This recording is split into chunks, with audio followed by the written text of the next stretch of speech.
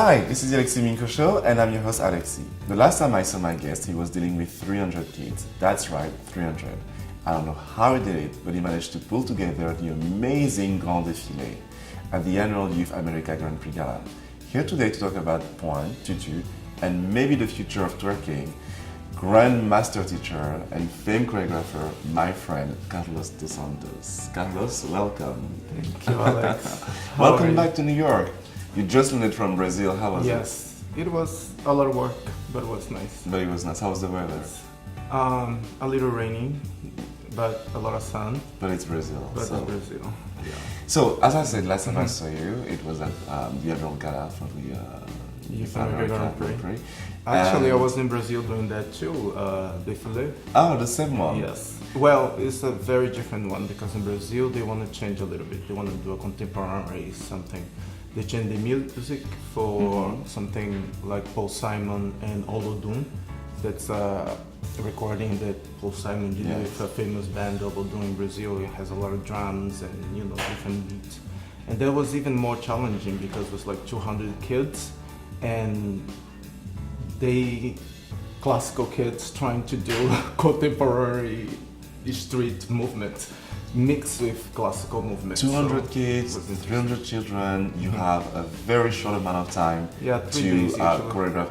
How you do this? I mean, you must have a lot of, they're going to actually give you, sanctify you when you die because it's I can't believe you managed to put together and it was amazing. Everything actually I have flawless. A formula and they are already divided in pre-competitive, junior and senior. So I get those groups separate and then I start separate them. In soloists who competes in soloists because they usually are better dancers. It's more technique and knows a little bit more the vocabulary. And I separate them and I start putting the sections together by the age range of those kids goes from 3 years old to for the competition, it needs to be 8 to 19. As I said, you're now a choreographer and you travel around the world and around the United States. Tell us a little bit about, do you feel a passion among children these days for ballet? Oh yes, still. Ballet, it's a form, classical form is a form that never dies because I think it's the root of everything. Like any architecture or anything else, any design, first you need to know how to do it. You need to know the root. And then from there you develop into anything else. And right now I did the same piece in China and also working with them in contemporary and modern. So it's very nice to see them, how they change from one technique, from one form to the next with the same hunger. So are you saying that ballet is actually the basic for twerking? No, that is street dance.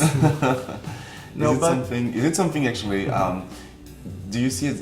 Is there a big difference between the classical ballet, obviously, with the hard technique, and other forms of dances? It's a form. It's very formal, and gives you a very clean line. It's very, very clean lines and understanding of placement. And the other forms of dance some forms of this, because modern also gives you a different understanding of the lines. Okay. And the other forms of dance like jazz try to release that form of line. There is a release form. And each form has a different thing that they do with the technique. Yes. But everything is like a progression and it's like form and destroy and go back to the form. It's what is both. What is the best age to start dance? Yeah, to start dance. Well, it depends. It really depends on the development of the kid. A lot of schools ask them to be at least 3 years old to start the pre-ballet. But that's pretty young. Really young. I'd say 5, 6. Yeah. Can an adult, someone like me, decide one day, well, I'm going to take ballet and actually do something with it? Well, it's hard. It's really hard because of the structure, because of the growth and development of the body. So, but you can take for divertisement, to have fun. Yes. But it's very hard for a young person, for an older person to take ballet and be a professional. It's not impossible, nothing's possible, but it's very hard. Do you still dance? Do you still? Yes, I Yes, you still do. perform. But I Wow. perform more solos, duets, very little. I don't do groups anymore. No. Why not? Just special, because my body doesn't take the amount of rehearsals that a group I see. required. With a group, you never know. There is different people that requires more rehearsal than the other. What are the benefits for ballet dancers on young kids? Well, how does it? Because I know Discipline. Discipline, exactly. Yes, That's the. a lot, yeah. So are there Discipline. better kids? Maybe not. It's not the world, but are there more disciplined kids, more dedicated, more focused? Oh yes, I was invited to teach in this school in Florida that was doing really bad, especially mathematics, physics, and chemic, and the whole class was really low, and their scores were really low.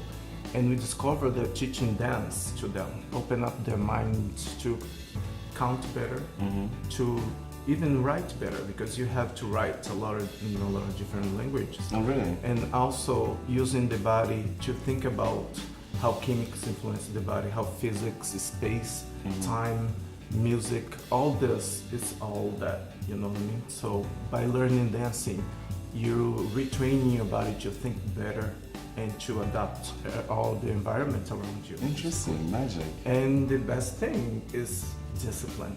Have the discipline.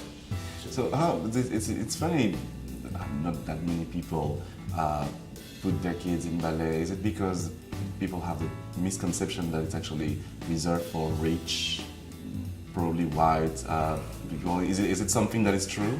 Well, nowadays, no.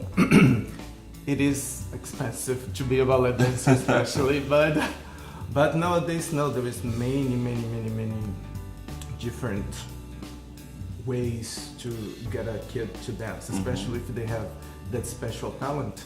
All these schools are looking for talent, and they all are giving a lot of scholarships. Now, before it was more expensive because it was hard to get the right kid to the right schools. And nowadays, the schools are coming to the kids through internet, through competitions. There is all these ways that a kid can get to a desired school nowadays. Are there any community programs in a city in New York where kids can go and maybe for free or something get ballet, this training? All the schools have auditions. You must audition by videotape. And A-list school, they have summer programs, spring, winter programs. So it's a wonderful school to go to, kids. Steps on Broadway, Broadway Dance Center, Capizio. Yes. So there is a lot of different schools, but they all need to see, the structure of the kids. There is a whole structure that has to follow before they are offered a scholarship. For a scholarship, ballet also has that negative reputation of girls starving themselves to stay lean. And is it something that it's changing nowadays? I think with the body image. Yes, as in everywhere, every profession, there is always that person that follows that profession like crazy, a workaholic, somebody that concentrates so much in doing perfect that they go overboard. But it's not just in ballet, every profession you see that. And ballet is because of the body, but there are ways with a nutritionist that you can keep your body healthy. Yes. The point is be healthy nowadays. And eating fruit, vegetables, and Eat more lettuce. green, grilled fish, grilled chicken, grilled, meat, all of those things. It's eating health. It's not starving yourself. But also you have to take out bread, rice, things, Well, I think ballet is not for me then.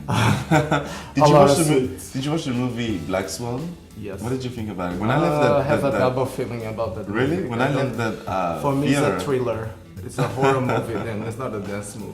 but Because she was good, wasn't she? I mean, yeah, I would say I would love that movie if there was something in the end. In the end, I didn't see why she was going through all that. I didn't see in the end why she was going through that. wasn't she perfect? She didn't even took the ball. So for me, the movie is a double thing. I love it as a thriller, as a horror movie, but as a dance move.